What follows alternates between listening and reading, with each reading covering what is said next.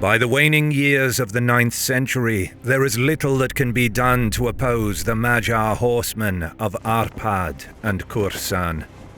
In the latter half of 898, a small scouting party of no more than 200 riders crossed the Pannonian plain with the permission of Arnolf, king of East Francia, and head for Italy. Nomadic Magyar armies had never set foot in Italy. Gathering intelligence was a key component of their way of war. Initiating a conflict would have been unthinkable without understanding the enemy's strength, willingness to fight, and other key factors. 3 days after setting off, the fast-moving riders encamped near the Brenta river. Over the next fortnight, they dispersed to survey a large area of northern Italy. The scouting mission extends as far west as the cities of Milan and Pavia.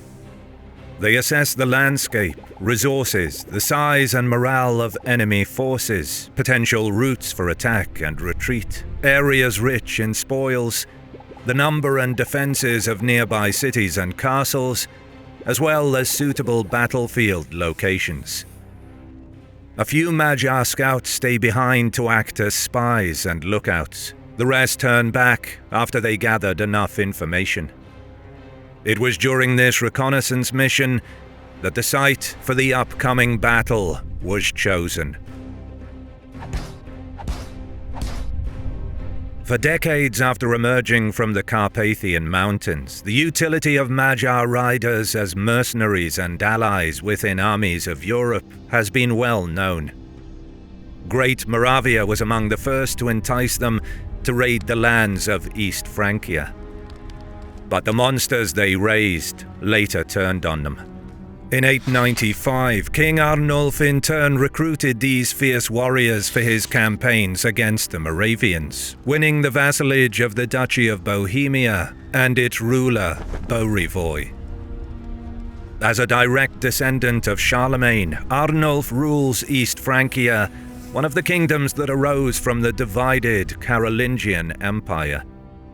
Seeking to re-establish Charlemagne's empire, Arnulf moves on Italy in 896. He conquers Lombardy and defeats Guy of Spoleto, the would-be king of Italy. Continuing south, he subsequently liberates the city of Rome from Guy's son, Lambert. Arnulf's Italian campaign culminates with Pope Fornosus crowning him King of Italy and Augustus of the Western Empire. But on his way back to Pavia, disaster strikes when Arnulf suffers a stroke. Forced to return to Bavaria, he places his illegitimate son Ratold as a sub-king in an attempt to keep hold of Italy. But as soon as Arnulf crosses the Alps, it becomes clear that without his presence, direct control of Italy would be difficult. Worse, Ratold dies after less than a month on the throne. Arnulf, bedridden in Ratisbon, is unable to prevent the erupting turmoil in Italy.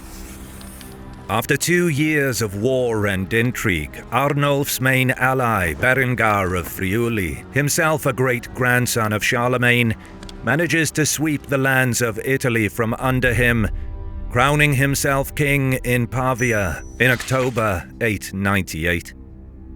With his prestige damaged, Arnulf must act. Still suffering the debilitating effects of the stroke, he cannot lead a campaign into Italy in person. Instead, he sends envoys east to seek allies among the Magyars, who had by now occupied much of the Carpathian basin. At the meeting, the Franks point out that having Arnulf, a ruler of a strong kingdom, as an ally would serve the Magyars well. They offer gifts, payment, and free passage through Pannonia for the Magyars to attack Italy, to weaken or destroy Berengar. Several tribal leaders are present. Perhaps Árpád is among them, but this is not known. The Magyars consult each other and agree to ally themselves with the Franks. One of the chieftains stands up and waves to a servant at the entrance to lead a dog into the tent. Magyar leaders stand up and keenly observe the animal being led through the tent, as if they anticipate what is about to happen next. The Frankish delegation stands up as a sign of respect, though they are unsure what's going on. The servant places the dog in the middle of the table, and the room falls dead silent. During the short pause, the confused Franks look at each other. Moments later, they learn that the alliance will be concluded in the pagan way. With the animal sawed in half, the pact is sealed. After the meeting, the Magyar leaders send word to their warriors to prepare over the winter. Come spring, they are to assemble and ride along the rivers Sava and Drava to Aquileia, and then further into Italy. Back in Ratisbon, Arnolf faces criticism from his Christian friends and rivals, who are outraged at his agreeing to make an alliance with the Magyars in such an unholy, pagan way. But the East Frankian king understands just how necessary the alliance with the nomads from the Carpathian basin is. Just a few years earlier, in 888, Arnolf took advantage of the death of his uncle Charles the Fat to wrest control of Lotharingia from West Francia and make it a kingdom ruled by his son Sventibold, thus integrating it into East Francia. Worse, in 889, he engineered the secession of the Kingdom of Provence from West Francia by supporting the claim of Louis the Blind to the throne, thus pulling much of Lower Burgundy into his own sphere of influence. Odo of France was forced to recognize Arnulf's gains, as he was busy fighting to consolidate his rule and endured attacks by the Viking raiders. Nevertheless, Arnulf's meddling in West Frankian affairs created a spark that could ignite a future war on his western flank. To the north, the East Frankian coastline and cities along major rivers that flowed into the sea were under attack by Viking marauders. To the south lay the hostile king of Italy, Berengar.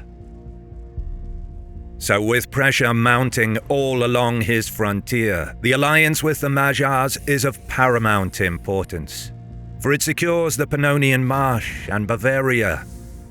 And there is hope that the Magyars will successfully neutralize Berengar in Italy. Thus, with this one alliance, Arnulf has potentially secured his eastern and southern flanks without sacrificing a single soldier of his own. By the summer of 899, the Magyars enter northern Italy, unleashing hell on the Po Valley. When news of the invasion reaches Berengar, he is surprised at the sudden appearance of the Magyars, whom he had never heard of. Fast riders are dispatched throughout the kingdom to summon the army at Pavia. Despite the hasty mobilization, the combat readiness of Berengar's army is impressive. Several thousand cavalry, many of whom are the heavier, well-equipped and trained Carolingian mounted troops. Few thousand battle-hardened infantry and archers, most of whom possess experience from the recent wars in Italy. Over the ensuing weeks, trickling into Pavia is a drilled veteran force capable of taking on any opponent. Meanwhile, the Magyars carve a trail of destruction through northern Italy. Unprotected towns and monasteries are plundered. The rich countryside is pillaged around major cities. Walled cities escape destruction, as the Magyars still don't possess siege engines and knowledge to invest fortified positions. But the surroundings of Treviso, Vicenza, Verona, Brescia, and Bergamo are defiled by the marauding nomads. The only fortified town to fall is Feltre, taken in a surprise assault and subsequently ravaged and torched. The main Magyar thrust destroys the area around Milan and heads for Pavia, while contingents elsewhere pillage the surroundings of Padua, Este, Mantua, Cremona, and other cities. One detachment reaches as far west as the entrance to the Great St. Bernard Pass before turning back. The populace is terrified of these alien horsemen. Stories spread that they move through the countryside at night like wraiths, never standing still. The places they ride through are left desolate. Trying to defend their homes, some of the locals form militias to intercept the riders. Most are never seen again, while those who return to their villages tell stories of arrows coming out of nowhere, slicing their companies apart. Reports of the devastation put pressure on Berengar. To prove himself a worthy king, he must show he can protect the people and their lands. There is to be no negotiations with the Magyars. They will perish or be taken prisoner. Finally, sometime in August, the king's army assembles.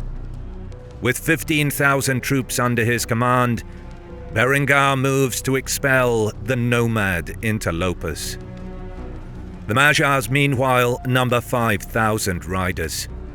But this force is broken up into smaller raiding parties across the Po Valley. The group of nomads that the King of Italy first encounters near Pavia likely numbers no more than 1,000 horsemen. Faced against overwhelming numbers, the Magyars shed some of their loot and ride northeast towards the Via Postumia, a pre-planned route of retreat.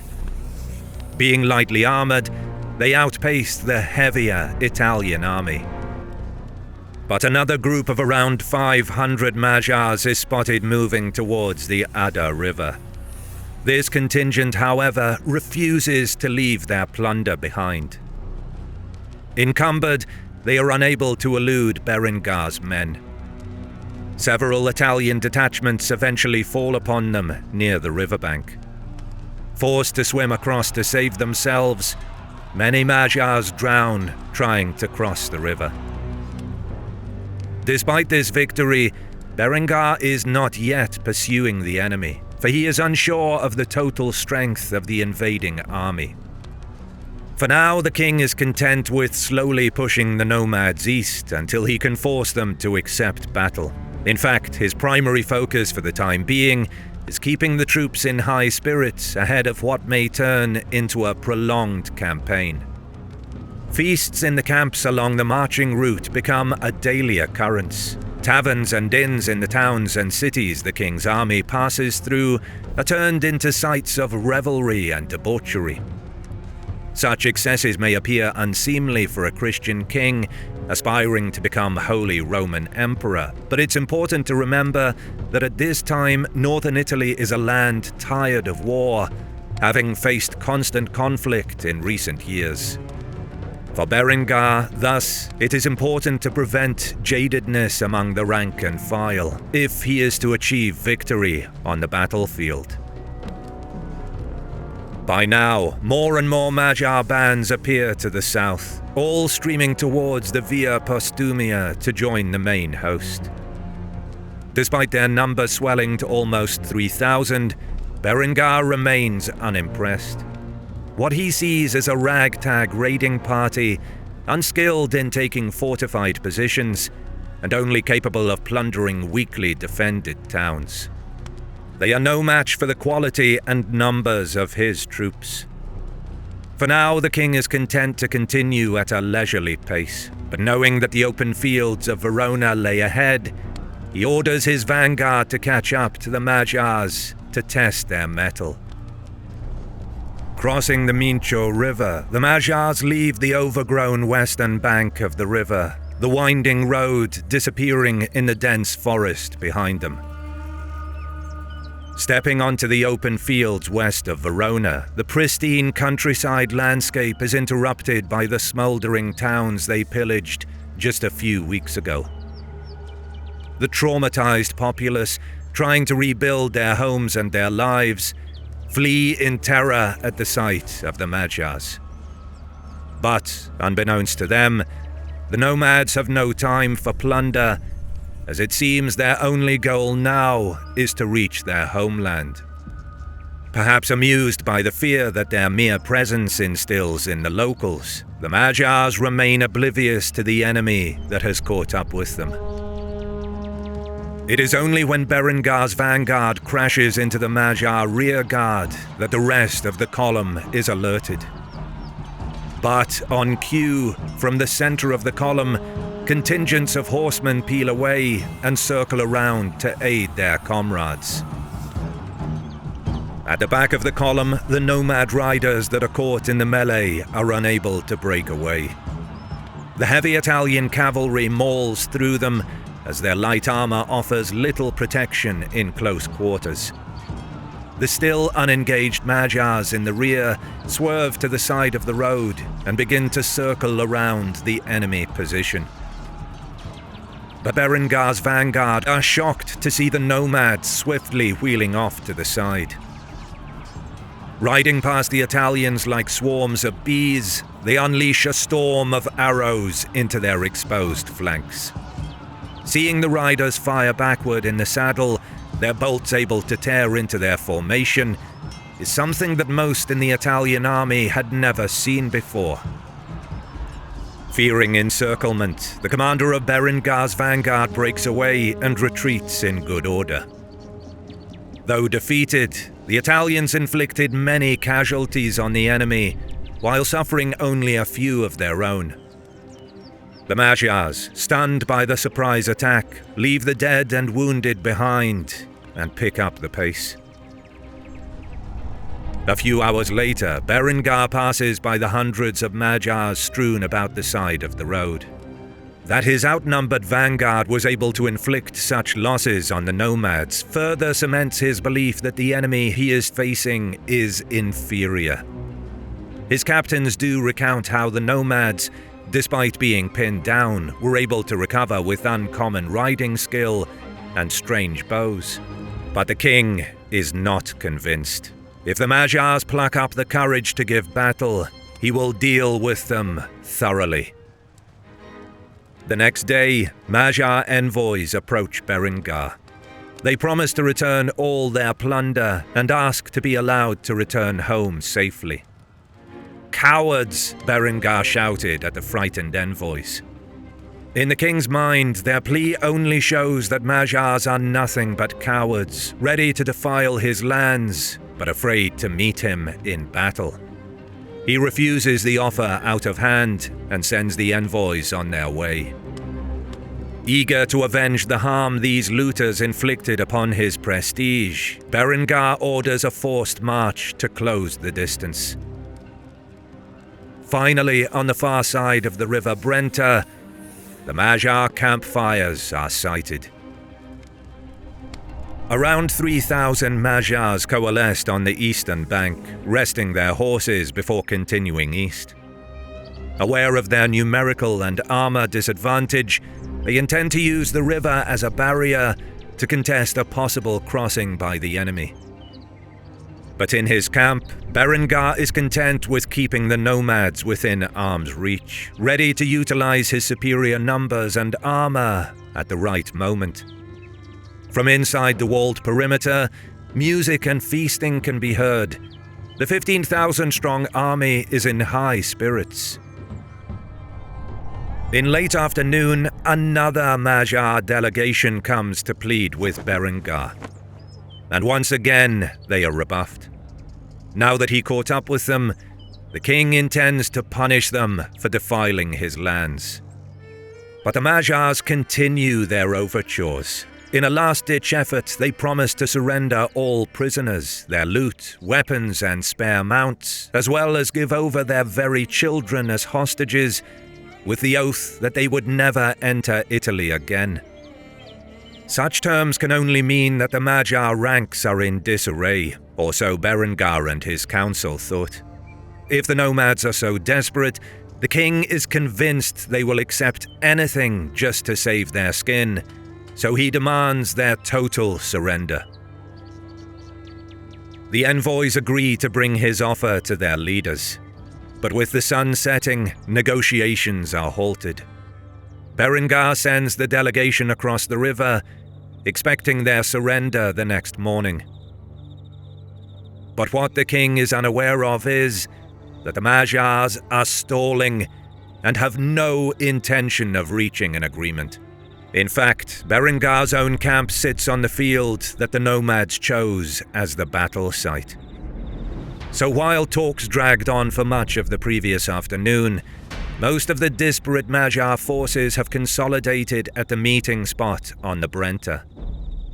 1,000 riders arrived in small groups from their raid through northern Italy. These have not partaken in the forced flight. They were rested and their mounts fresh. The nomad army is now bolstered to 4,000 horsemen. Now that most of their host has gathered, they put their battle plan into motion. As the revelry in the Italian camp finally goes quiet, about 1.5 miles to the north, 2,000 horsemen make it across the river at a ford their scouting mission located a year ago. Likewise to the south, 1 mile from their camp, another contingent of 1,500 riders makes a crossing of their own in the dead of night. 500 remain in the camp nearest to the river to provide a screen and make it appear to anyone watching from across the river that there is no activity in the Magyar camp. Under the cover of darkness, each man keeps his saber, spear and saddlebag covered, lest they cast a reflection from the moon and alert the enemy to their presence. The trees and undergrowth along the riverbanks provide further cover for the nomads moving into position. To the west, the last group of 1,000 riders return from the raid. Bonfires and music coming from Berengar's camp alert them to the enemy's presence, so they halt their advance and signal to their brethren that they have arrived. The Magyar host is ready. Dawn rises over the Italian camp and finds the inhabitants starting the day to the smell of wood smoke and crackling bacon in huge pans. Then, the 3 groups of the Magyar army advance in complete synchronization, now that there is enough light to coordinate the attack. In the camp, the festive atmosphere continues, and for a moment it seems that no one noticed what is happening outside the palisade. But finally, alarm is raised by the tower lookouts. The more prompt knights begin ordering their men-at-arms to gather weapons. The king starts organizing the men around him. Then the barrage comes. A hailstorm of arrows rains down upon them. More of Berengar's men are alerted and come to investigate the commotion, but much of the camp is still unaware that the Magyar attack is taking place. Sources tell us how men died with their mouths full of breakfast and throats pierced with arrowheads. Magyar arrows fly high and drop vertically onto the tents and uncovered animals, piercing the mail shirts of the knights as they rush to organize a response. Assembling a strike force, the heavy cavalry moves to obliterate the riders, helmets low on their faces and lances held aloft. Bursting out the gates, scores of infantry follow behind them. Berengar is eager to join the charge, but is prevented from doing so by his captains. To support the counterattack, the men immediately behind the palisade and on the towers respond with arrow volleys of their own, but the nomads are out of range. As Berengar's cavalry pursues, they cannot get close enough to the riders to engage them and are shot down in their hundreds.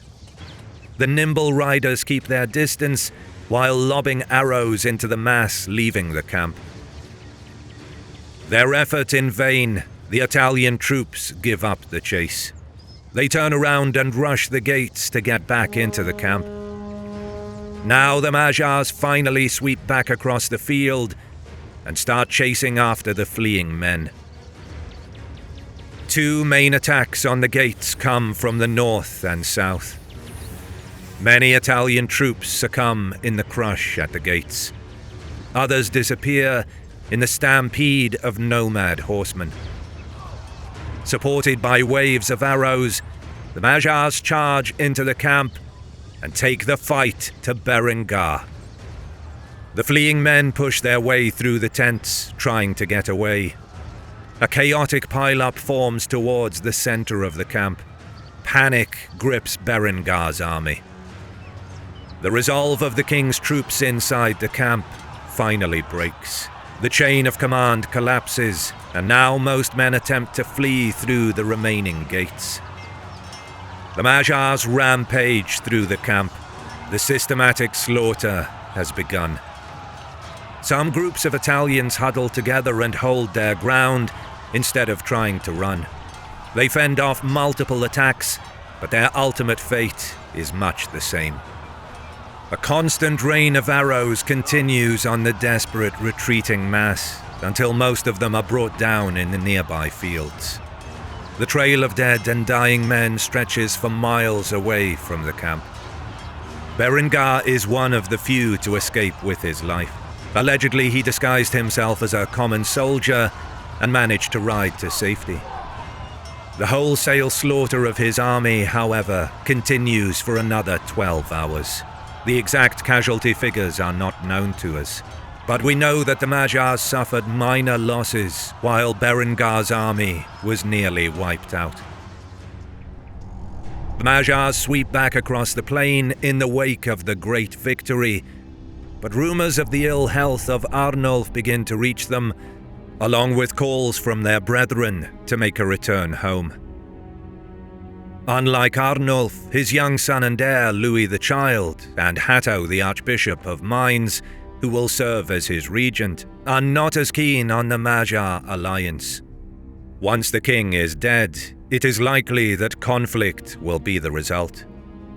But the Magyar army in Italy has one more prize to seize before it departs the peninsula.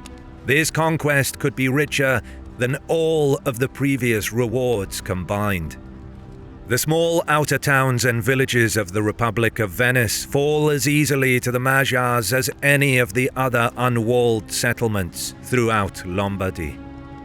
The people flee in boats for safety in the city of Venice. But Cittànova is laid low and put to flame. John the Deacon chronicles that Equolo, Fine, Chioggia and Cavazzere suffer the same fate. Venetians with the ability to travel get away to the more isolated islands of the Rialto and the Metamauco, the islands that have become the heart of Venice since the failed attack by Pepin, son of Charlemagne 80 years before. And this is where the Magyars fix their target to finish off the conquest. There are likely many among the Venetian ruling class and its citizens who believe that the horse archers would lack the ability to cross the water. But the Magyars are not deterred by their lack of ships. Instead, the Venetians watch as the invaders begin inflating animal skins and constructing one-man rafts at a crossing called Albiola. The riders carefully cover their bows so as to keep them dry and in working order. With smoke rising from the ruined countryside behind them, and the remains of Berengar's army still lying dead on a field at nearby Brenta, the Magyars are feeling invincible. Not wishing to lose momentum and hungry for more plunder, the Magyars enter the warm waters of the lagoon, letting their horses pull them along toward the central heart of Venice. Wails of consternation rise up from its shore. But this time, the Magyars have underestimated their prey. The Venetians benefited from their long association with the East Romans.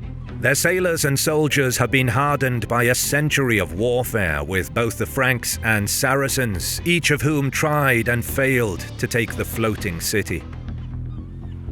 Thousands of Magyars are at the halfway point to the islands. The currents and kicking horses propel them forward when the galleys hove into view. Duke Peter Tribuno, Doge of Venice, is a wily and formidable general, and he has waited his moment to perfection. Dozens of the ships, larger than anything the land-bound Magyars have ever seen, loom over them, and the water-bound horse archers are completely helpless to resist. The Venetians let fly with javelins and arrows, shooting the Magyars at point-blank range. Hundreds die as quickly as the sailors and marines can hit them, and the lapping white foam of the water runs red with blood. It is a massacre, and those Magyars that are still on the shore resolve to turn their backs to the screams of their injured and drowning kinsmen and withdraw. Venice has stood firm, and when word reaches the Magyars that Berengar has offered tribute in perpetuity, as well as hostages and the offer of mercenary work against his enemies, they do not look back. It is a handsome recompense after the disappointment of Venice, and there is still the growing dispute with the East Franks on the horizon. Soon, the plains of northern Italy will be swapped for those of Bavaria, and the fortunes of Europe altered once more. The history of the Magyar invasion of Europe has only just begun. After ruling East Francia for 13 years, King Arnolf died and was succeeded by his 6-year-old son, Louis the Child. Advisors of the young king, led by his regent Otto I, decided against renewing the weak alliance with the Hungarians, negotiated by the prior king. Consequently, in 900 AD, the Hungarians swiftly occupied Pannonia, which ignited a war that would last for the next 10 years. Following the conquest of Pannonia, Hungarian armies moved north, bringing most of Great Moravia under their control, with a belt of tributary states further expanding their sphere of influence. This interrupted Bavaria's trade routes towards northern and eastern Europe, causing a severe economic blow which instilled a belief with the Frankish authorities that a campaign against the Hungarians was necessary. At this time, Luitpold, the Margrave of Bavaria, a loyal supporter of the Carolingian monarchs Arnulf and his son Louis, was entrusted with the important position of defending the eastern border. Unable to reconcile the loss of Pannonia, Moravia, and Bohemia on his watch, Luitpold began assembling a large Bavarian army. His resolve to start a campaign was strengthened after a couple of minor victories by his forces during the last series of Hungarian raids, as well as his successful plot to assassinate Kurtzen, one of the dual rulers of the Confederation of Hungarian Tribes, by extending an invitation to negotiate a peace treaty and then killing him, along with his entourage, once they showed up at the meeting.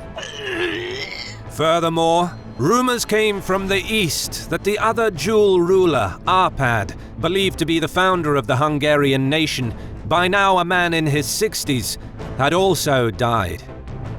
If true, the tribal confederation would have been weakened by the loss of both of their leaders. This series of events convinced Luitpold that the Hungarians would not be able to defeat his forces in battle, and that the time was right to expel them from the lands that formerly belonged to Bavaria. But the Hungarians were in fact gathering intelligence on the activities of the Bavarian army for some time, and were well aware of the impending attack. The size of the Hungarian army is unknown, but it is possible to conclude from contemporary sources that, while the military strength of each tribe varied, when faced with a foreign attack, all 8 tribes could muster up 20,000 troops to fight the enemy. It is possible that Arpad, along with another commander, led the Hungarian army. If so, the name of the other commander is sadly lost to time. There is also no record about the size of the Bavarian army, but it is known that they had almost a 3-to-1 numerical advantage, with somewhere between 50 and 60,000 troops in their ranks. The army was divided into 3 parts. Luitpold commanded the main force along the northern bank of the Danube, while the host of Dietmar I, Archbishop of Salzburg, went along the southern bank, with each of the two wings more numerous than the entire Hungarian army. A fleet of ships with auxiliary forces on board followed the two commanders to ensure steady communication between the two contingents, as well as transport of food and troops across the river in case of an attack. But as they marched east, the Bavarians were met with nothing but desolation. The Hungarians evacuated the towns and countryside, ordering the locals to bring all of their livestock with them and take as much food as they could carry. Anything left behind was destroyed, denying the enemy anything useful. But the ghostly silence was broken by the thundering hooves of Hungarian riders. Small groups of lightly armored horse archers attacked Bavarian lines of communication, killing the messengers of the two army groups and harassing the troops. This put Luitpold's men under continuous pressure, forcing him to keep his troops in a persistent state of combat readiness, which caused fatigue and demoralization. Elements of the Bavarian heavy cavalry repeatedly tried to chase after the quick, lightly armored horse archers, with no success. The constant harassment slowed Luitpold's marching columns down to a crawl, often forcing them to stop and defend themselves against an enemy that would come out of nowhere and then disappear as quickly as they came. So effective were the Hungarian riders that it took the Bavarian army 18 days to cover 246 kilometers from Ensberg to Pressburg, an average of 14 kilometers per day. Most of the attacks were focused on Luitpold's main body of the army, which slowed their advance even further. With their communications severely impacted by Hungarian attacks, Dietmar's force on the southern bank eventually advanced some 12 hours ahead of the northern contingent, having faced much less resistance. On the 4th of July, Dietmar stopped near the town of Pressburg to rest the men and re-establish contact with Luitpold.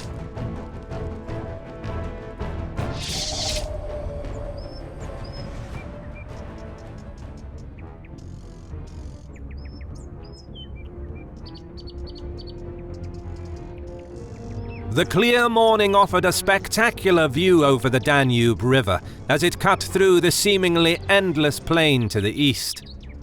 With the enemy nowhere in sight, Dietmar and his officers were busy with day-to-day routines and trying to locate Luitpold, while the troops were setting up the camp. Then, out of nowhere, specters of horsemen seemingly rose from the ground. The Hungarian attack had begun. From behind the slopes of the undulating land and the riverbeds came thousands of riders.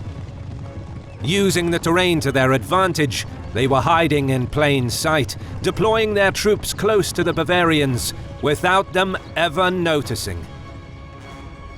Swooping in, they unleashed showers of arrows on the Archbishop's troops. Sensing that this was the main Hungarian force, Dietmar advanced forward to challenge them. He was confident that his 20,000 troops would make light work of some 7,000 enemy horsemen that they faced. The Bavarian heavy cavalry led the charge. But the Hungarians kept galloping past the Bavarian line, evading and shooting arrows at their pursuers. The riders would confuse the enemy by employing sudden attacks, before disappearing out of sight into the dips of the plain. In the center, several contingents of Hungarian riders were caught in a skirmish with the Bavarian heavy cavalry. Elsewhere along the line, Dietmar and his officers pressed forward in confusion, not knowing which Hungarian attack would be decisive and which was just a bluff, while their infantry grew increasingly tired under relentless Hungarian misleading attacks. But then, the Bavarian heavy cavalry broke through the enemy line. Waves of Hungarian lightly armoured horsemen could not stop the onslaught of Dietmar's cavalry. Buckling under pressure, the Hungarians began fleeing. This was the moment to strike. Determined not to let the nimble riders sneak away this time, Dietmar urged his men on to finish off the enemy. His troops, though tired, surged forward, sensing that the tide of the battle had turned. Some of the Hungarian contingents would sporadically clash and shoot at the enemy from a distance, but the majority of them were retreating, their horses seemingly exhausted. Bavarian troops threw caution to the wind as they chased after the fleeing Hungarians. Their formations loosened, and any semblance of command was lost, as individual contingents of infantry simply followed the mob. But, hiding in the woods to the east and west, some 13,000 riders waited for the Bavarians to come closer. Then, the fleeing Hungarian riders turned about to face the incoming Bavarians. The trap was set. Swarms of horse archers leapt forward from their hiding places onto the unsuspecting enemy. The Bavarian front line clashed with the Hungarian vanguard. Unable to hold off the attack, the lightly armored horsemen immediately gave ground as they tried to slow down the enemy charge and lure more of Dietmar's troops into charging forward. But what most in the Bavarian army failed to realize was that they were about to be encircled.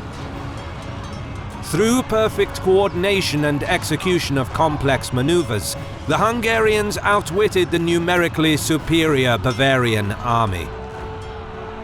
Unable to escape, Dietmar's men fought where they stood. Exhausted and with their fighting spirit gone, they stood no chance. Over the next several hours, the entire Bavarian host of 20,000 troops was systematically annihilated, including the entire leadership, along with Dietmar himself.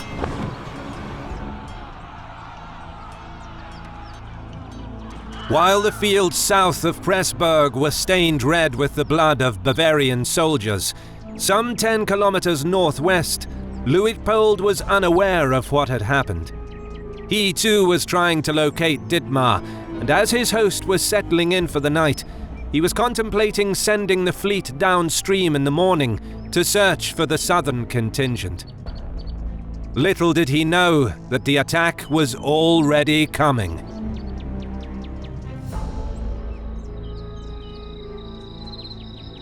On the night of July 5th, Luitpold retired to his tent, confident that the Hungarians would not dare attack his much superior force. Yet, just a few hours earlier, his entire southern contingent was wiped out. And now, in the darkness, Hungarian horsemen were crossing the Danube, heading for the main Bavarian camp. By using goat, sheep, and possibly cattle skin, they tied it up to form something similar to huge bota bags, filled with air and tied to the sides of their horses. This enabled the warriors and their horses to float as they steered their way across the mighty Danube River. With only palisade towers manned by guards, Luitpold didn't post scouting towers further from the camp to warn against possible attacks. This shows just how confident he was that the Hungarians would not dare to attack. And just as most of the Bavarian army was sound asleep, a storm of flaming arrows and projectiles was unleashed on the camp. The attack took Luitpold's troops completely by surprise. In a matter of minutes, thousands lay dead, some struck down in their sleep. Uncontrollable panic gripped the Bavarians. The fortified camp was completely encircled, preventing Luitpold's men from escaping or forming their battle formations. Those who managed to break out of the camp were soon caught and killed. The attack on the now defenseless Luitpold's army continued throughout the night, until the last of his men fell to the relentless rain of arrows. The false sense of security had cost the northern Bavarian contingent dearly, but for the Hungarians, the job was not done. On the next day, the horsemen arrayed along the two riverbanks, unleashing volleys of flaming arrows onto the hapless Bavarian ships. In those days, the width of the Danube near Pressburg was between 180 and 300 meters, and the Hungarian arrows had no trouble reaching the ships from at least one or even both riverbanks. Those who didn't perish on the ships either drowned in the strong Danube currents or reached the shore, where they were killed by the waiting Hungarians. After 3 days of battle, the Bavarian army suffered an almost incredible number of casualties, with almost all of the troops and their commanders killed. The Swabian Annals wrote, "Unexpected war of the Bavarians with the Hungarians. Duke Luitpold and his people's superstitious haughtiness was crushed.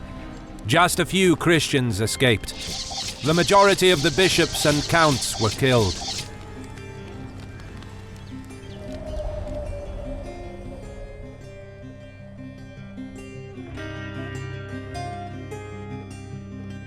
Immediately following the battle, the Hungarians launched a punitive expedition, plundering and burning countless towns, churches, and monasteries across Bavaria, taking tens of thousands of captives, men, women, and children, and selling them into slavery.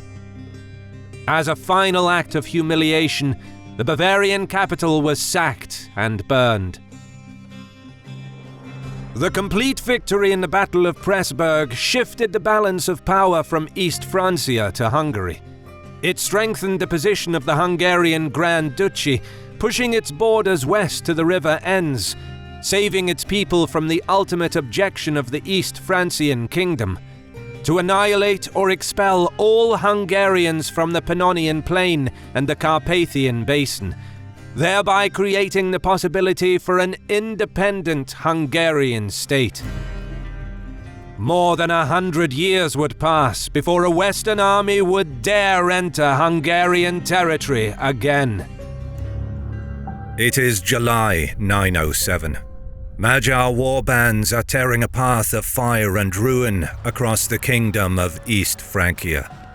At Pressburg, Luitpold, the Margrave of Bavaria, is among the dead after a crushing defeat suffered at the hands of Grand Prince Arpad.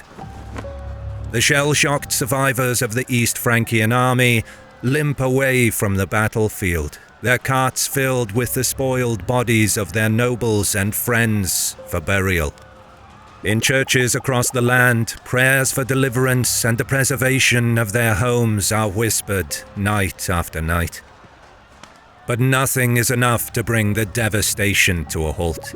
The people of East Francia, farmer, fighter, and churchman alike, must shelter and wait for the storm to pass, as if the Magyar warbands are an act of God himself, a force of nature that one must simply hope does not arrive on their doorstep. The havoc climaxes with the burning of the Bavarian capital, Ratisbon. As autumn approaches, the nomads turn back. The populace slowly dares to crawl from their hiding places and glimpse the all-encompassing devastation. Bavaria, its eastern territories now lost, lies broken at the close of the campaigning season.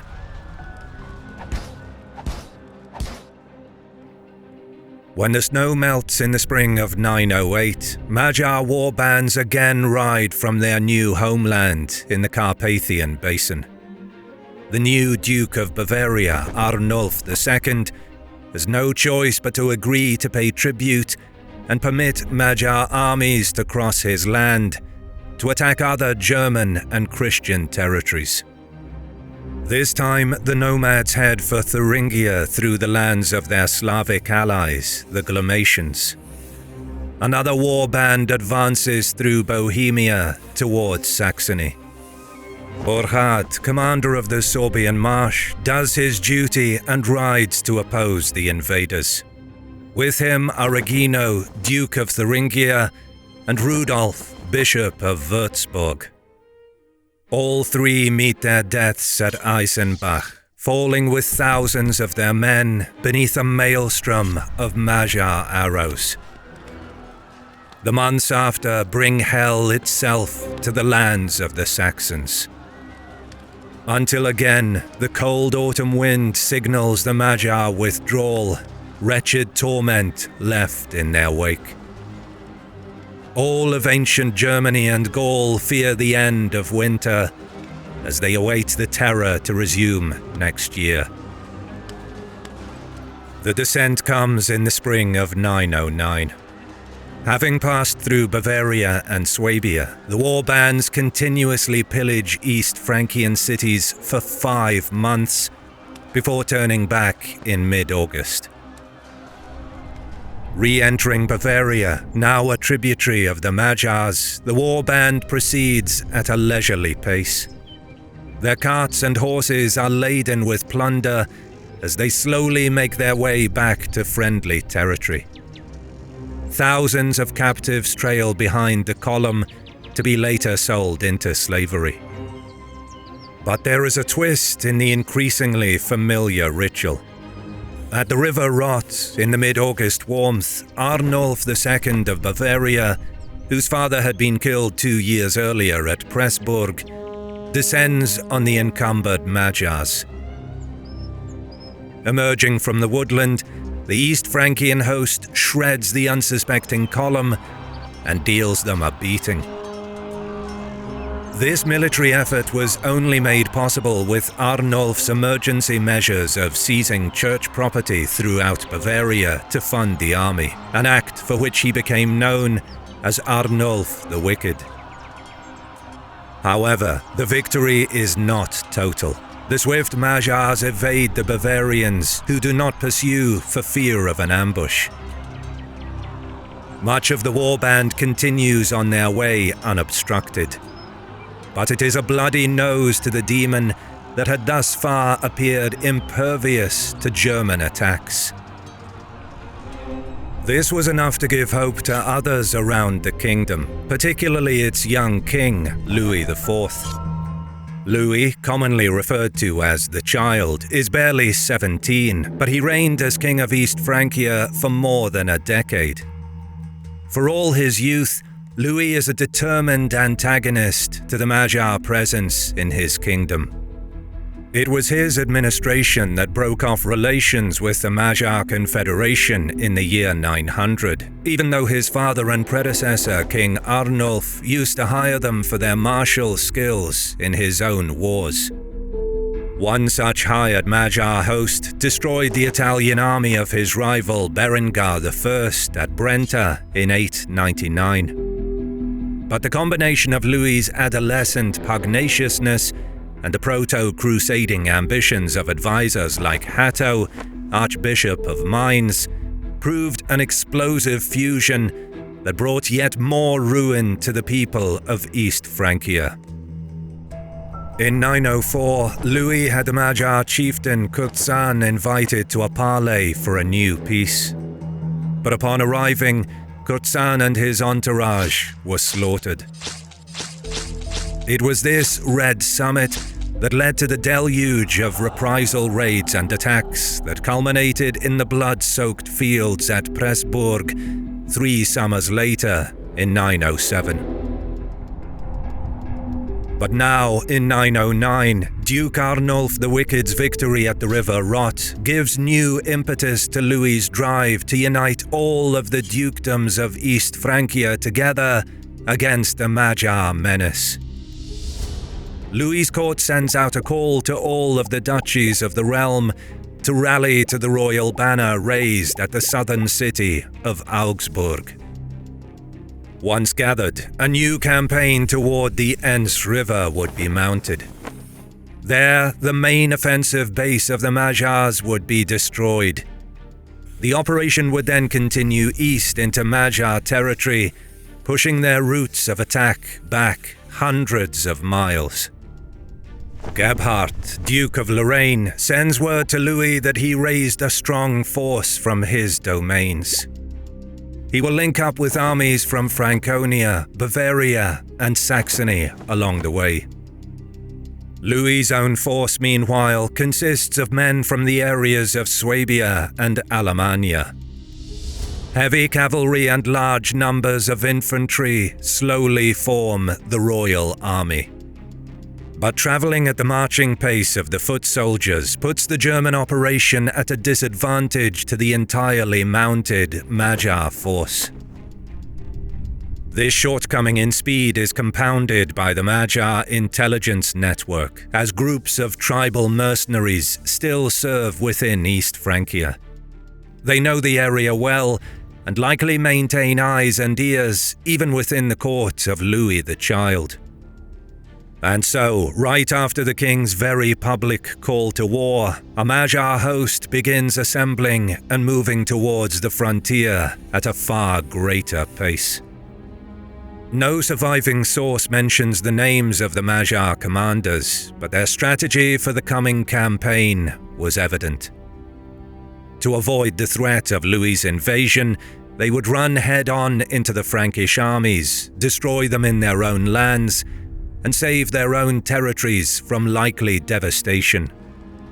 It is possible, even likely, that Magyar armies were already gathering for the coming season of regular raiding, but now their leaders knew precisely where to find the teenage German king and his host. Moreover, the threat of a unified Frankish invasion compels every tribe to unite and mount an aggressive counterattack. Thus, when Louis and his host arrive at the outskirts of Augsburg in early June, he is informed that Magyar riders are already operating in the area in considerable numbers. This was dispiriting, but not entirely disastrous news. Although Gerhard is yet to arrive with his army from central Germania, Louis's host is still greater than the Magyar force, which amounts to fewer than 10,000 riders. Rather than take shelter in the city, Louis's commanders elect to instead make camp, an indication that their army was too large to shelter inside the walls of Augsburg. Well supplied and reasonably confident that they are secure behind their ditches and palisades, the Frankish army eats their evening meal to the sound of whistling songbirds and goes to sleep while the long summer sunset is still some time away. After a final conference with his commanders and communal prayers with his chaplains and guard, their king does the same. But at the crack of dawn, Louis and his men are stirred from their tents by the wail of horns. The Magyar attack has begun. Despite his jarring shock, the young king has a peaceful start to the day in comparison with many of his soldiers, a large number of whom were woken by the choking death rattle of the man lying next to them, pierced by a Magyar arrow that had shot through the roof of their tent. The arrows come from all directions, the Frankish sentries and forward positions impotent to stop the thousands of riders who, close in, fire their bow high into the air, and then withdraw on their light horses. The bolts they fire pass through hundreds of yards before coming down in the midst of the camp. The packs of riders exert total control of the area with constant motion, out of range of Frankish missiles, and impossible for Louis's commanders to direct a sortie towards their swirling mass.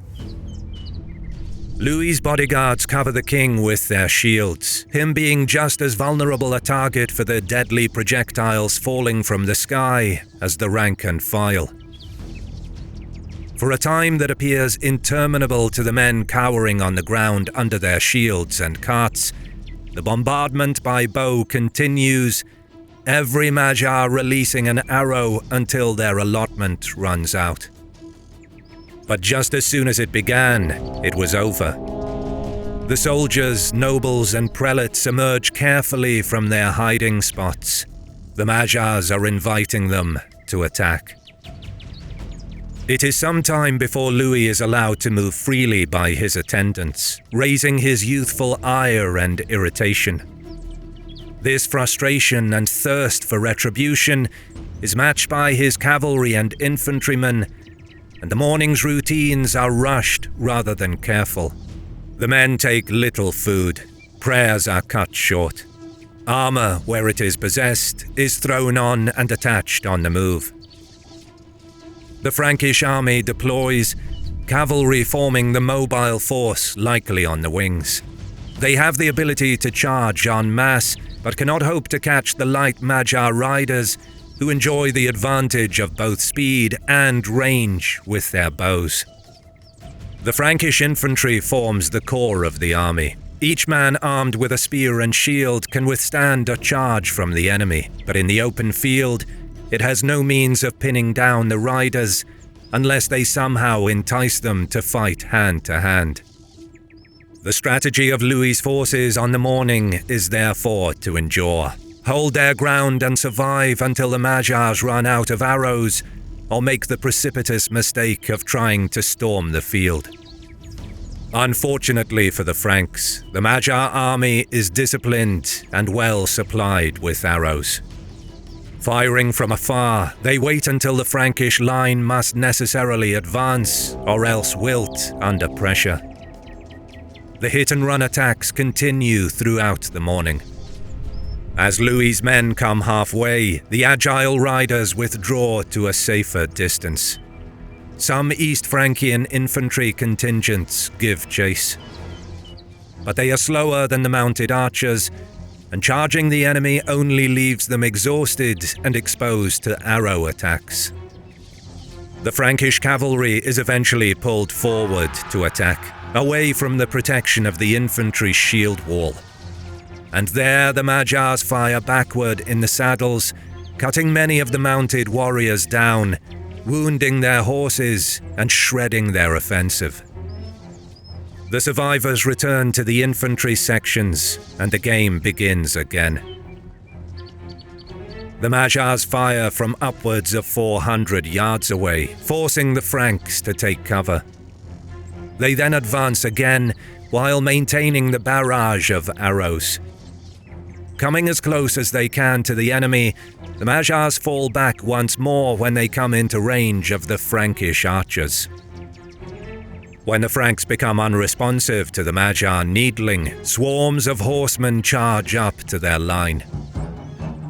The nomads engage with melee weapons, lashing their swords against the shields of the Franks and drawing out the more hot-headed and vainglorious where they can be finished off in the open. Yet the mass of Franks keep their composure as the hours tick by, and the sun rises to its zenith to mark the middle of the day. Scorched by the heat, thirsty, and above all forced to remain still under the terrifyingly imminent threat of an arrow bolt, the men of old Germania continue to suffer their ordeal. Priests and captains among them shout reminders of their Lord Christ's sacrifice at Golgotha, how their agonies match his own, and that divine mercy will be the path both to victory and salvation. Still, the Magyars come forward, repeating their previous strikes with painful precision. This time, they elicit more of a response. Portions of the Frankish cavalry charge them at full gallop. Some of the Magyars are caught by the unexpected suddenness and brought down with Frankish swords and lance. The majority get away and then manage to shoot down some of the heavy cavalry before the Frankish leaders reassert control and call the knights back to order. The day drags on and stalemate grows. The Franks hold firm and the Magyars continue to swarm, though every sortie exacts an ever greater death toll. As the afternoon shows itself with the slide of the sun toward the west, there is an inkling among the Frankish rank and file that was not present that morning. They begin to sense that they will prevail. They are accustomed now to the Magyar tactics. The arrows and the baiting charges have become routine.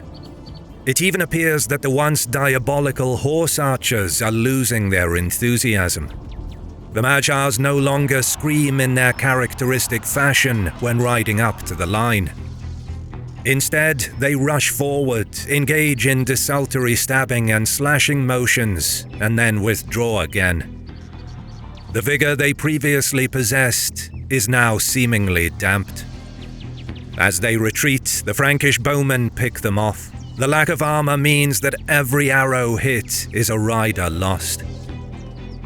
There is a stir of belief and resolution behind the shield wall. Men start to encourage one another that it will soon be over. Shoulders go back, chins rise a little higher. The arms holding shield and spear hum with renewed strength. As if sensing this, the next Magyar attack has a much greater urgency. But there is a desperation to it now. When the Franks see the whites of their eyes, the nomadic riders communicate frenetic unease. The Franks lash back harder, stabbing with their spears, punching with their shields. This time the Magyar attack breaks off with no discernible result. And so it continues into the afternoon. Repeated Magyar attacks are repelled, the shield wall seemingly impenetrable. More and more nomad riders are brought down with bow and spear on every sortie. Louis, the young king, appears to the men at the rear of the line and can be seen and heard shouting rallying words, blessings, promises of rewards. The day turns into evening, but though the sun is low, the long summer light shows no sign of disappearing. The Magyar horsemen are milling in the distance and start advancing again. The Franks move from foot to foot, steeling themselves for the blitz to come. Like clockwork, the shower of arrows flies down. They take cover and shelter as they have done so many times on this day. Next, the horsemen charge. Their numbers committed to the melee are greater than at any time on the day. It seems that finally they will contest the field. The Magyars rush headlong, whipping their light horses and alternately firing their bows straight ahead. The Franks sense that this is their last all-or-nothing effort. Men scream at the top of their voices for their comrades to hold fast. Prayers and cries to the Almighty rise in the air. But the nomad riders pull up and stop before they make contact with the Frankish front line. Their massed charge peters out into erratic skirmishing. The Magyars try to fire at close range, while the Franks stab furiously with long spears and swords. After some time, the Magyar attack breaks off in confusion, and the number of riders withdrawing turns from a trickle to a wave. Some of the Magyar headmen and officers try to rally their tribesmen, but it is to no avail. The Magyars are spent. They shoot backward, but they seem to finally have run short of arrows, and the number of casualties among the Franks is minimal. King Louis reappears at the rear of the line and leads the cheers for his brave soldiers. Every Frank is now zealously ardent, and the pent-up frustration, anger and fear comes bubbling to the surface. In unison, Louis's army starts moving closer to fire on the loitering Magyars, calling oaths and insults. The reply from the Magyars is a tepid round of arrows, easily blocked by the shields.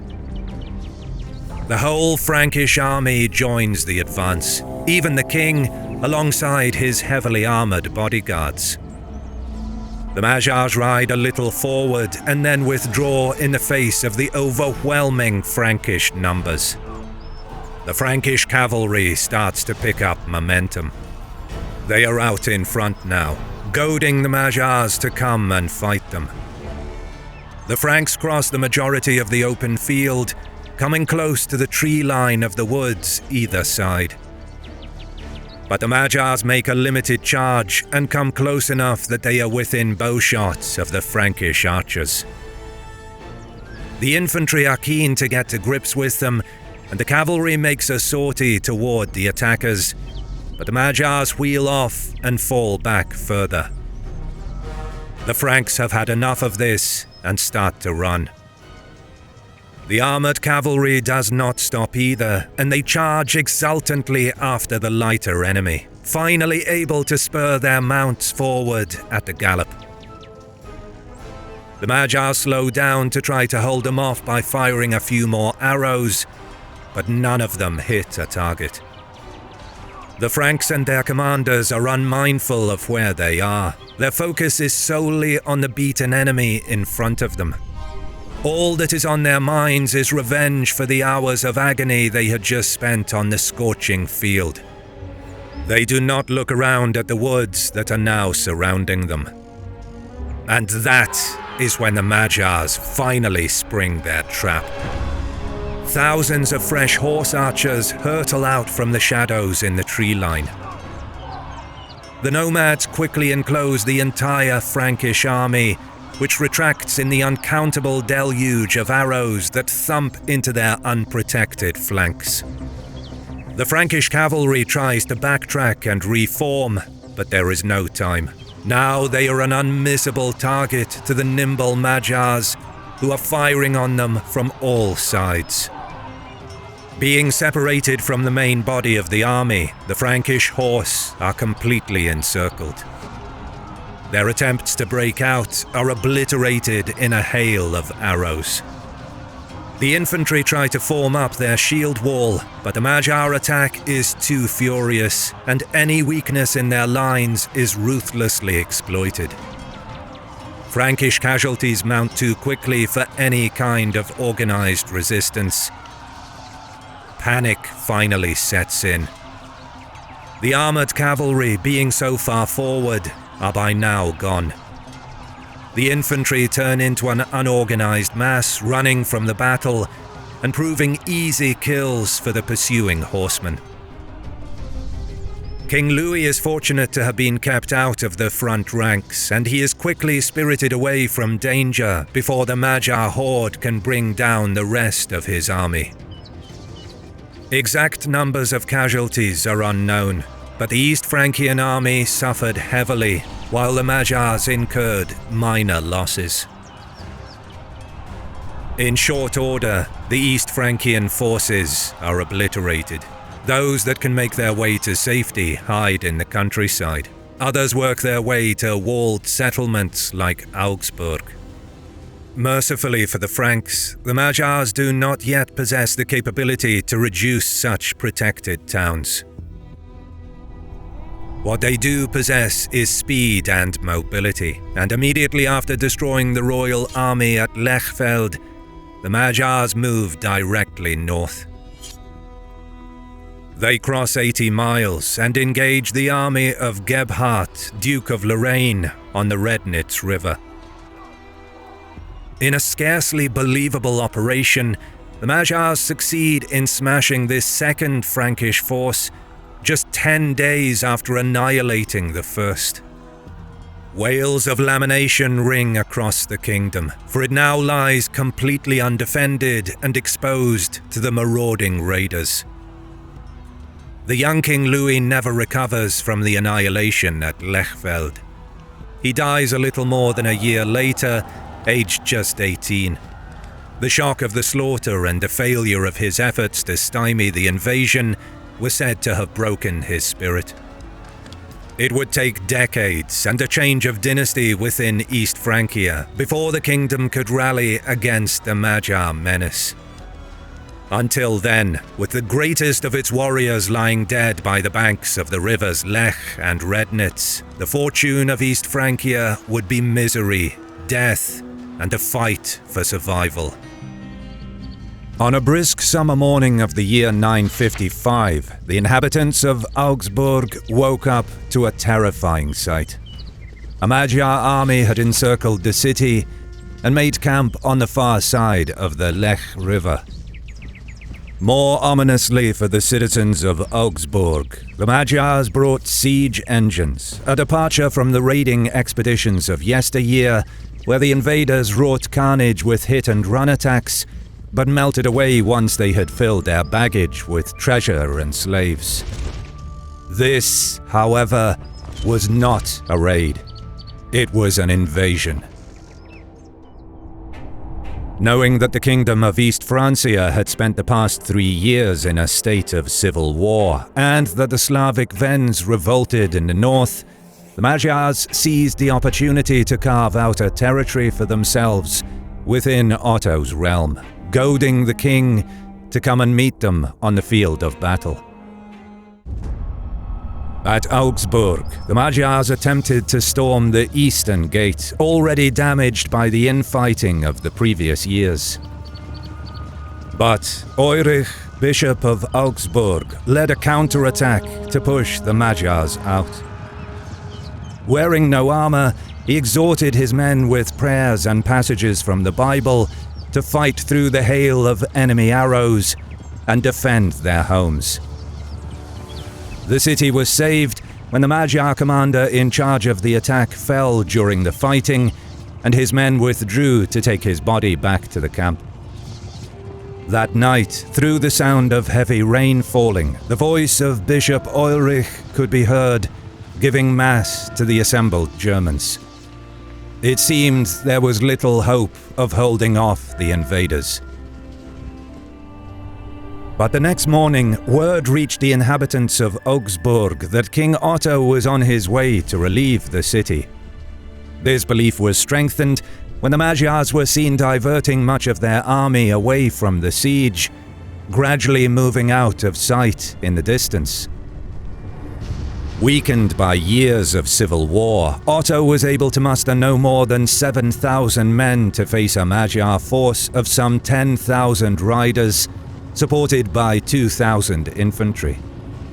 A Magyar horse archer could loose an arrow every 8 seconds in combat, meaning that a force of 10,000 could unleash 75,000 arrows in 1 minute. Aware of the grim task ahead, Otto told his soldiers to fast and pray as they made their way through the thick forest. At some point, a contingent of Magyar riders suddenly fell upon the rear of the army, surprising the enemy. Shocked, Otto's men in the rear panicked and were quickly overrun, with survivors fleeing into the woods from the chaotic melee. Back on the walls of Augsburg, the screams of battle could be heard coming from somewhere south of the city. Unable to see so far into the distance, as the hours passed, the inhabitants waited expectantly for the news of their king's fate. All hung in the balance. Then, horsemen came into view to the south. Hungarians, the sentries said, had returned to continue the siege. Word traveled quickly among the city's defenders that King Otto had been defeated.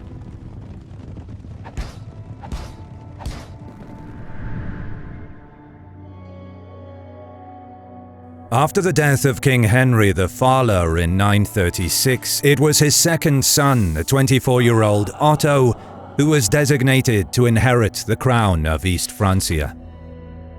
At his coronation in Aachen, Otto received support from his late father's subjects, most importantly, the four most powerful dukes in the realm.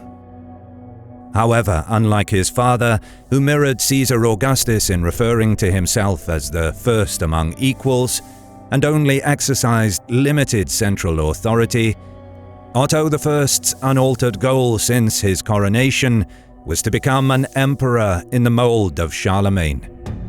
To achieve this, the young king relied heavily on the vast silver mines in the Harz Mountains discovered during the 920s, which enriched the East Francian monarchy far beyond the means of their rivals. Moreover, at his court, Otto surrounded himself with those who would aid him in centralizing his rule and curbing the power of the regional dukes. Needless to say, his policies proved unpopular and made him many enemies.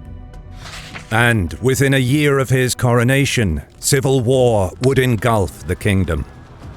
For the influential dukes of Franconia and Bavaria, replacing an undesirable king was a matter of course. They recruited Otto's older half-brother, Thankmar, who was perhaps displeased at being sidelined from the succession. He was the son by his father's first wife, who was previously a nun, which made the marriage invalid, in turn making Thankmar's legitimacy questionable. Nevertheless, the powerful dukes picked him as their man.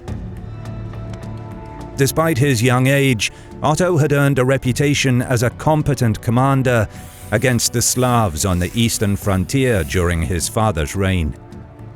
In less than 2 months, he brought his veteran army from the eastern frontier. Thankmar was defeated in battle and later killed, and the two dukes cowed. But not punishing them harshly was a decision Otto would soon regret. Just a year later, the Duke of Franconia revolted again, this time recruiting the Duke of Lotharingia and Otto's younger brother Henry, who believed he had a claim to the throne as the firstborn son after his father's coronation in 919. Interestingly, Otto was perhaps cognizant of this fact, given he had kept the young Henry in house arrest during his own coronation in 936. The kingdom would be shaken by the civil war that dragged on for 2 years. But Otto finally defeated the rebels at Burton. Henry was wounded in battle and would spend another year on the run, before finally submitting to Otto. This time, however, the two rebellious dukes Eberhard and Gilbert were defeated and put to the sword on the 2nd of October, 939. Although Otto's early reign was marred by instability, it made him the ruler he would be remembered as. For the next 10 years, between 941 and 951, he exercised undisputed domestic power. He expanded the kingdom into Slavic territories in the east and defeated Boleslaus to regain suzerainty over Bohemia. In the west, Otto showed his brilliance as a politician.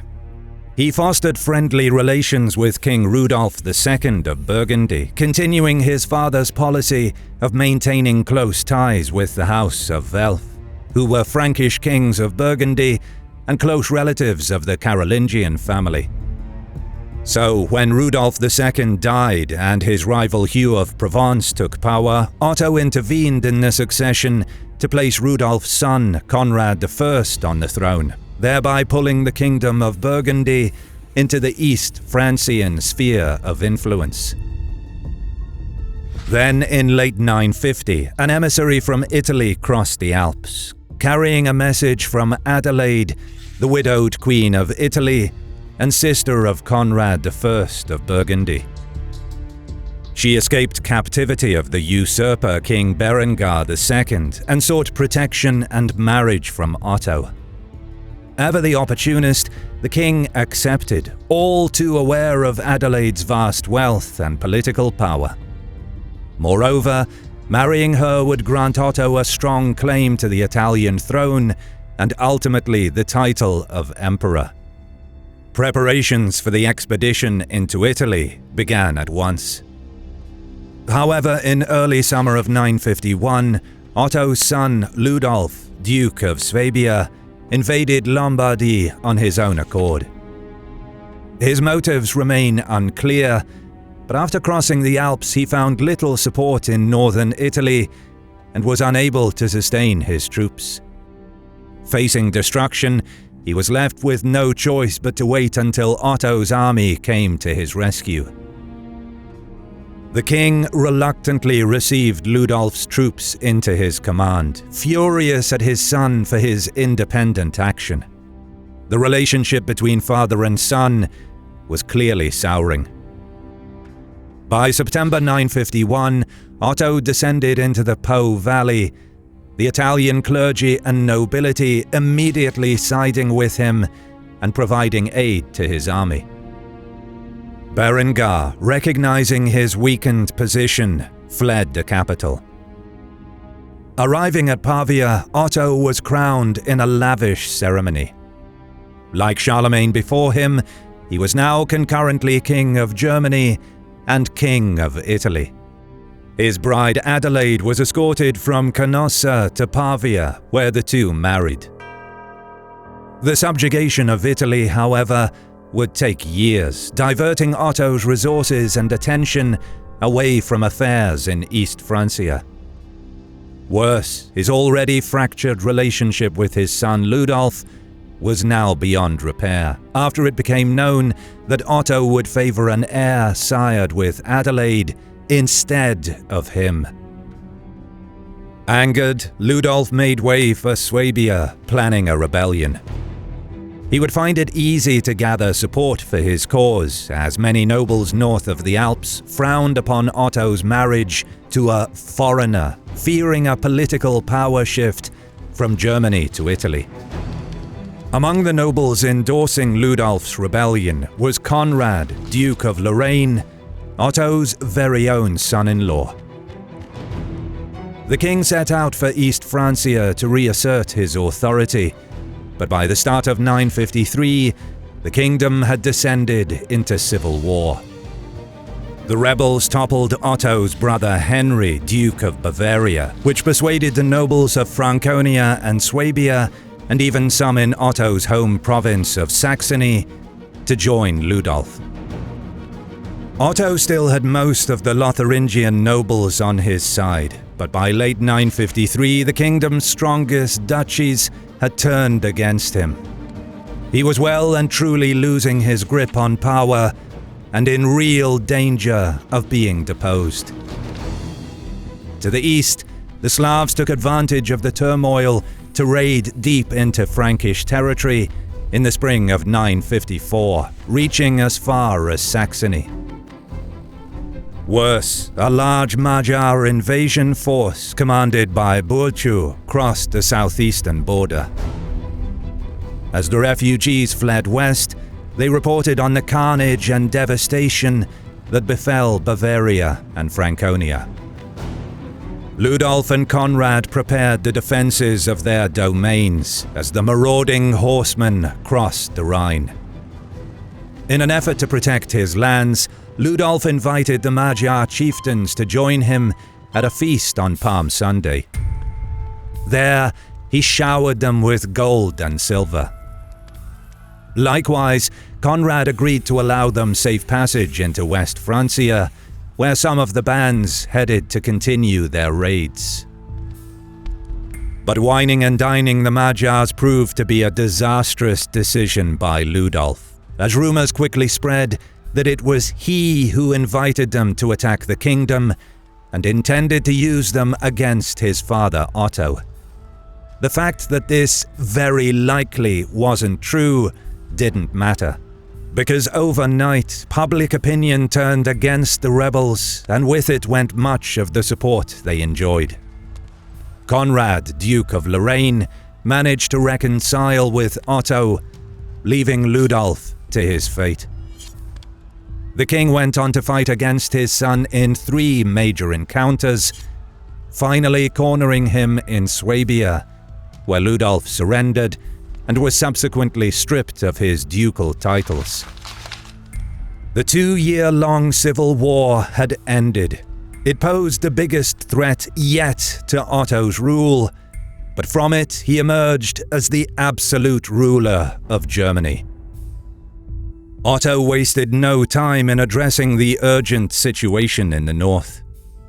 Together with his loyal margraves, both veteran commanders in their own right, the king pushed back the Slavs and erected numerous fortresses on key river crossings to dissuade them from further raids. Spending the early months of 955 in Magdeburg, Otto tended to administrative matters when a disturbing message reached him. The Magyars were back. Commanded by Bowlus, Lechfeld, and Schur, 10,000 fighters re-entered the East Francian territory, accompanied by up to 6,000 slaves and laborers to build and operate siege engines. In years past, the Magyars operating from the Carpathian basin lived by a mixture of mercenary work and seasonal raids on settled populations. But this time, they didn't just come to pillage the land. This time, they came to stay.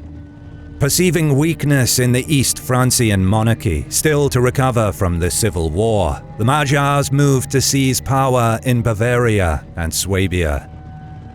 Their first major target was the city of Augsburg. The siege began on the 8th of August. Augsburg's small garrison and its walls, damaged during the recent turmoil within the kingdom, would not hold out for more than a few days. Time was of the essence. To the west, Otto finally arrived at Ulm with his experienced Saxon retinue, along with troops he hastily recruited on the march, 7,000 men in total.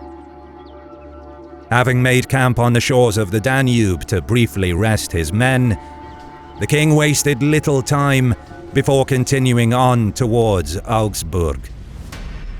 He divided his army into 8 divisions. The 3 in the vanguard were the indigenous Bavarians who knew the lay of the land. Behind them was 1 division from Franconia, followed by Otto's veteran Saxons and Thuringians, and his personal retinue. 2 Swabian divisions were behind the king's division, and 1 well-trained Bohemian division made up the rear of the column, tasked with guarding the baggage train. Instead of following a more direct road to Augsburg, the Frankish army continued deeper into the forest, where the thick vegetation offered protection on either side of the column. Soon, however, the Germans were detected by enemy scouts. Once the Magyars besieging Augsburg learned of Otto's presence, they moved to meet the threat. Seeing much of the invading host abandoning their siege works raised the spirits of the city folk, for they realized that help was on the way. With the noose around the city loosened, a couple of hundred Augsburg men formed a contingent and moved to link up with the king, unnoticed by the few Magyars remaining in the siege camps. German scouts had likewise spied the redeployment of the Magyar army. Sensing the battle was upon them, Otto held up the holy lance of Constantine, girding his men for the sacrifice to come on the battlefield. However, the tricky Magyars had other ideas. Having detected the German column some hours ago, Bowlus detached a contingent of riders, sending them around the forest to ambush the enemy. The swift-moving Magyars stunned the unsuspecting Bohemians. Unable to match the horsemen, the rear of the German column was decimated in minutes. The Magyar charge halted only when they ran into a few Swabian units, who lost their cohesion while struggling to face about to meet the threat. But to no avail. The Magyars made light work of the disorganized Swabians, routing them after a brief battle. Incredibly, Bowlus and the other chieftains had engineered the capture of the German baggage train, stripping them of their supplies. Now the plan was to continue harassing the rear of the enemy column and force more of them to flee, until eventually Otto was left with no choice but to give up and turn back. But instead of pressing the advantage, the rapacious Magyar horsemen disobeyed orders and fell upon the baggage train, looting anything of value. Apparently, the discipline of some Magyar contingents was not as rigid as it had been in years past. King Otto, on the other hand, was leading a highly regimented force, and he gave the order for Conrad the Red to move back with his Franconians and lead a counterattack. Conrad still had to prove his loyalty, having recently been one of the key leaders of the failed rebellion against the king. This was his chance to restore his honor. The dismounted Magyars were so engrossed in their looting that they failed to notice the enemy until it was too late. The ferocity of Conrad's attack threw the horsemen into disarray. The sortie was a thorough success as the Franconian heavy cavalry ploughed their way through the lightly armoured Magyars, felling many and putting the rest to flight. With his honour restored, Conrad made his way back towards the main body of the army. Flushed with victory, he roused the Germans and even restored order among some of the scattered Bohemian units, rallying them for the larger battle ahead. Meanwhile, Otto's column had by now emerged onto the field. The Magyars, meanwhile, were deploying to the north. Builchu, Lechel and Schur were determined to give battle, encouraged by the perceived disunity within the German ranks in light of their recent civil war. A victory at Augsburg would pave the way for the creation of a Magyar kingdom in Bavaria and Swabia. Moreover, it could open the rest of the East Francian kingdom to conquest and end the Saxon line of rulers that began a generation earlier. The Magyar host consisted of some 10,000 horsemen, supported by up to 2,000 infantry. Meanwhile, having lost about 1,000 men in the ambush during the march, Otto was outnumbered 2 to 1, having 6,000 troops left under his command. Unsurprisingly, the 500 men of Augsburg approaching from the east were a welcome sight.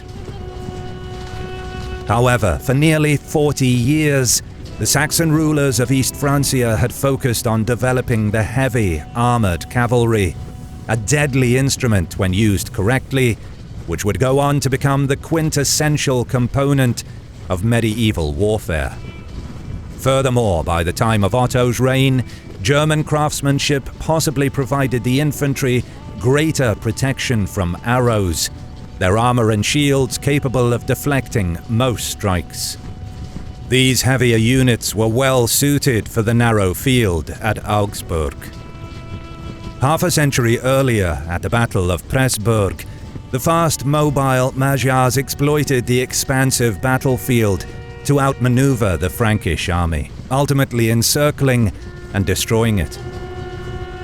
But the constrained battlefield at Lechfeld between the river and the thick forest limited maneuverability, which favoured the slower but better armoured German units. Aware of this advantage, Otto ordered the attack. The German king kept the men from charging full tilt at their light and nimble opponents. The kings of East Francia had long ago learned that lesson. Instead, while the Magyars slanted their line to move into their crescent formation, hoping to lure the Germans into a charge with a false retreat by the centre and a subsequent ambush from the flanks, Otto sent his infantry forward in a shield wall, tasking Conrad on the left wing to keep pace with the infantry, before performing a feint to attempt to drag the enemy horse archers out of position. Considering he was heavily outnumbered, sending the infantry ahead was risky, but Otto deemed it a sacrifice necessary to execute his battle plan.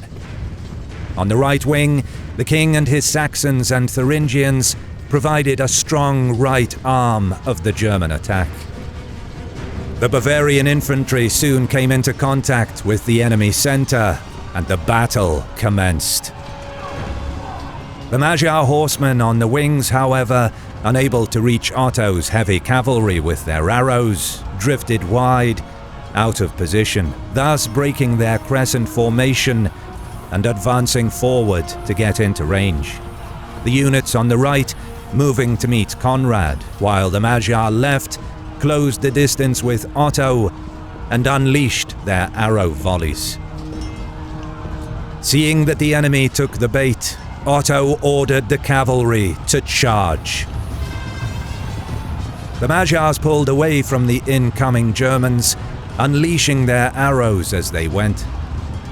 But having funneled too many units into the narrow corridors on the flanks, the horsemen found themselves constricted and unable to maneuver, struggling to pick up speed.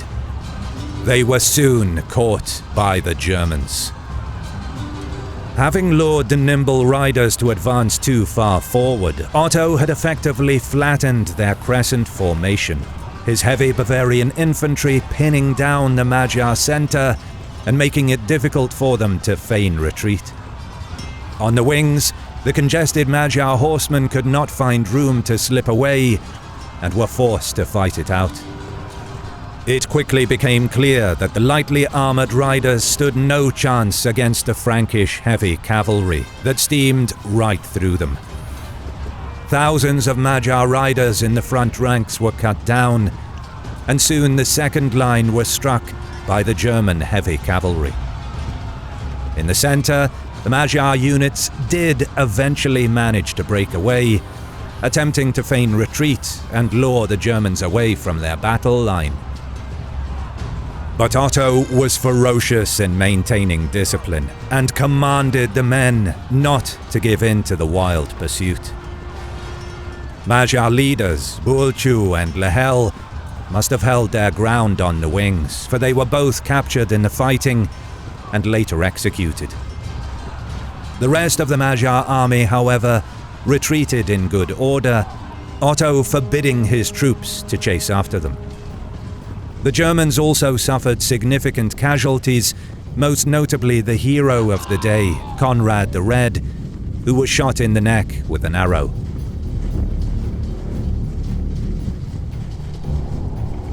The retreating Magyars headed for their siege camp. It was then that Bishop Ulrich saw the return of the seemingly calm horse archers from the battle and presumed that the Magyars had been victorious and were coming to resume the siege. But, to the immense relief of the inhabitants, the invaders stopped only briefly in their camp to pick up whatever supplies they could carry, before abandoning the siege and retreating east. Soon after, King Otto could be seen in the distance, riding triumphantly at the head of the German column. The chase of the fleeing Hungarians was suspended until the following morning, but word was sent out to the eastern garrisons and fortresses that all river crossings and roads were to be closed and blocked. Kill those fleeing was Otto's order. Thus, the trap shut, and the second stage of Otto's strategy for destroying the power of the Hungarians began in earnest. Now without their leaders and separated into smaller, disparate bands, the retreating Hungarians found themselves caught between Otto's army in their rear and the chain of fortifications and garrisons guarding the eastern border, as well as additional Frankish troops aboard the ships that patrolled the rivers to catch any fleeing stragglers. And so it was that over the coming weeks, the remainder of the once mighty Magyar army was methodically annihilated. The impact of the defeat at the Lechfeld on the Magyar tribes was such that they abandoned their semi-nomadic way of life and came into the European fold by adopting Christianity, much the same as Otto's Saxon ancestors had done a century and a half previously. In time, the Hungarian kingdom would become a staunch defender of Europe in its own right, fighting against Mongol and Ottoman Turk armies over the centuries. Otto had achieved a stunning victory that had not only prevented the Magyars from forming a kingdom within the East Francian territory, but had also ended the Magyar raids into Germany for good. Otto's ascendancy as Europe's foremost monarch and defender was confirmed after Lechfeld, and he was now the undisputed master of the north and central lands east of the Rhine, as well as northern Italy. After some years of negotiation with the Pope, Otto was crowned emperor in Rome, and so began the Holy Roman Empire, which would stand for more than 800 years. If you enjoyed watching, attack the like button and subscribe, and leave a comment as a sacrifice to the algorithm. Support us on Patreon and get early access to our videos for as little as $1, or click the thanks button below to leave a one-time tip. As always, we'll see you in the next one.